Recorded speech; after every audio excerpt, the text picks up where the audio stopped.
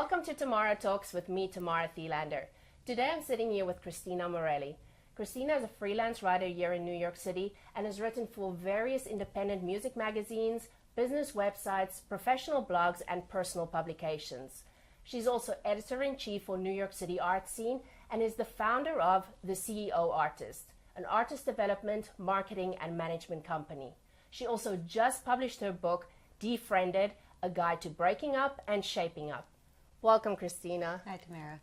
Now, this isn't just a man-bashing book, but it also gives other valuable information. What can the reader expect from this book? Well, the book is divided into 3 different parts. The first part is the breakup, which is a little bit of a personal anecdote, slight memoir style of kind of my back history with dating and what I went through that led to the writing of this book. The second part is the shape-up part, and that's where I had devised 4 different stages that I personally went through, and I think most people do go through. That starts kind of with how you deal with the initial phase of a breakup, and then what you can do to better yourself, improve yourself physically, mentally, and emotionally. And then the final section was kind of a tie-in on how I didn't exactly follow my own advice in the first 2 parts for the year after I wrote it, and kind of why it's important to keep repeating these stages until it really hits home and you are sort of in the clear and able to let go and walk away. And you also give some very valuable tips with regards to nutrition and different exercises. Well, I was a dancer my whole life, so that's sort of where I started with everything. I danced all through high school, college, post-college. I opened a dance studio straight out of college, and I also am certified in Pilates, and I have basically been dieting since I was 12, so not that I'm an expert in nutrition, but I've definitely learned what works through trial and error, and I kind of pieced together all of these different aspects of my personal life and experience and professional training that I've had. A lot of the tips in the book come from friends of mine who are nutritionists. They come from courses I've taken in fitness and education, and they come from personal experience. Now, this is a very personal book. What made you put it out after all these years? Well, I turned 31 this past November, and I think that anyone who's in their 30s can attest to the fact that the 20s are kind of a shit show. And when I started writing the book, I was 29. It was I was in the midst of trying to really get out of this one particular relationship and having a very difficult time with it, mostly because of proximity to the person that I was still involved with. And writing was kind of a therapy for me from both an aspect of closing my business and moving to New York, from dealing with personal stuff I was going through. And as I started to find my writing voice more and more, I noticed a common thread in a lot of what I was writing about. So I sat down about 2 years ago and was just like, I'm going to write a book. Everyone told me I should write a book, and that's what I'm going to do. And I wrote a book. And then I was like, I don't really know how to do this. So I closed the book up, saved the document, and didn't touch it for, I think, almost exactly a year. I went back a year later and was like, wow, I never did anything with this. And the reason why I hadn't was because I really wasn't ready to deal with the material in it. And then when I went back and reread what I wrote, there was a few elements, and I was like, this isn't really who I am. I kind of sound very, not that I'm not an inspiring and motivating and, cheerleader of, positivity, but I also like to keep things real, and I kind of went back and wrote the initial stuff, but more in my writing voice. I added tips over things that I had accumulated from that year, from traveling, kind of gave myself a little slap in the face for not following my own advice, and then I guess about 4 months ago, I was talking to some people about it, and they were just like, you really just need to do it, and I did.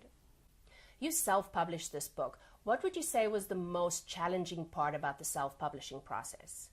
The most challenging part for me was the formatting. Writing the book was not a big deal because it was coming from who I was. Even editing it, I actually enjoy the editing process. I like kind of playing with words and sort of trying to get things down to a certain number and like looking at different words and not repeating myself. It becomes kind of a game for me. So that was fine.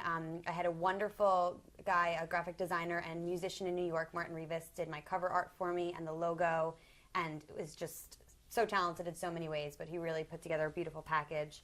I did hire someone to do copy editing just to go over grammar and spelling and everything else. And then I had to figure out how to make it look like a book, and I'm not a designer.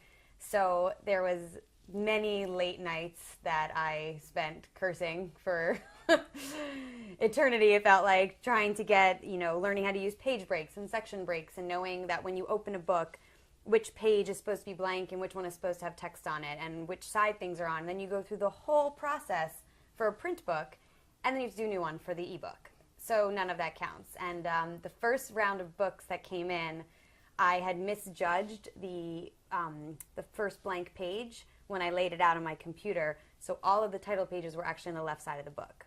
So it kind of read almost like it read backwards.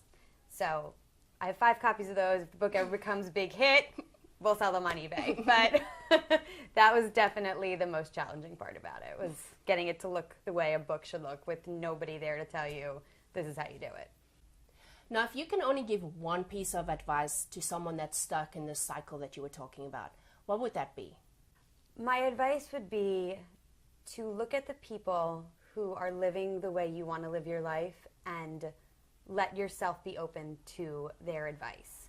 I think that I closed myself off from a lot of people because I was embarrassed of this place that I was in. And I listened to a lot of people that were also not in a good place and took their advice over somebody who I really was like, okay, they have their shit together, and, everybody has a different life and a different path. So, you have to really go with your gut and what's working for you. But, you can't operate out of fear.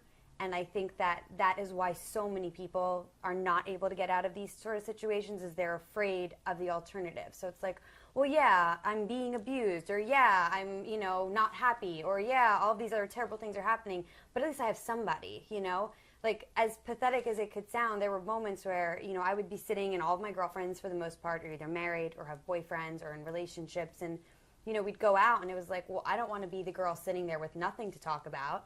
So I'll just keep dragging this pathetic relationship out even longer so that at least I'm part of the crowd, Like, I have somebody too. Instead of just being alone for a while, being open to meeting other people and seeing what happens from there. Like, it's okay to be alone. I think so many women are afraid of the alternative, and it's really not that bad, and look at the people who are where you want to be and let that be inspiration to you instead of just shoving yourself into something that's not working. So where to from here? What's on the horizon for you? Well, I'm still working with my CEO artist company. I have a number of great artists on the roster, and we'll be doing some stuff coming up in the spring. I have a trip to Texas and to Nashville planned in March, where we'll be doing a book launch, signing, visiting people, spreading the word. Possibly a trip to the UK in late spring. I have some friends in Liverpool and in London that we want to kind of push the book out there. And I'm also still writing. I have a spin-off of the book that I'm working on that deals with another type of toxic relationship, and then a screenplay, actually, that I've been kind of playing around with. And now that this baby's out, we got to work on the next one. Thank you very much for joining me today, Christina. Thank you for having me. So definitely go pick up a copy of Christina's book, Defriended, A Guide to Breaking Up and Shaping Up. It's available in digital and paperback online at Amazon and Barnes & Noble. So until next time, keep talking.